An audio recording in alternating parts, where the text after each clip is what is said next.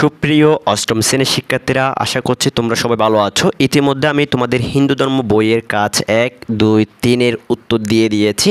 এখন আমি তোমাদের কাজ 4 এর উত্তর নিয়ে আলোচনা করছি।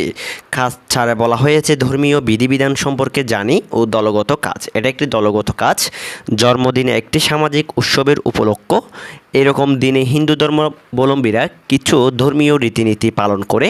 হিন্দু ধর্মে এরকম অনেক সামাজিক এবং ধর্মীয় উৎসব অনুষ্ঠান রয়েছে। এই বিষয়ে তোমরা জোড়ায় বা দলে আলোচনা করো, তারপর এককভাবে এরকম উৎসব অনুষ্ঠানের রীতিনীতির একটি চক তৈরি করে পূরণ করো। চকটি এখানে দেওয়া হয়েছে, আমি চকের উত্তরটা খুব সুন্দর করে লিখে দিয়েছি। দলে আলোচনা করে কিছু সামাজিক ও ধর্মীয় উৎসব অনুষ্ঠানের রীতিনীতি তালিকা। উৎসব অনুষ্ঠানের নাম, উৎসব অনুষ্ঠানের রীতিনীতি।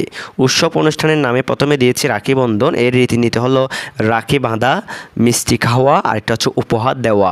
এরপর 2 নম্বর দিয়েছি দীপাবলি। দীপাবলির রীতিনীতি হলো প্রদীপ জ্বালানো, মিষ্টি বিতরণ, আতশবাজি ফুটানো। এরপরে সর্বশেষ আমি দিয়েছি জন্মদিন। জন্মদিনের রীতিনীতি হলো পায়েস খাওয়া, কেক কাটা, নিমন্ত্রিতদের আপ্যায়ন, আর এটা হচ্ছে উপহার দেওয়া।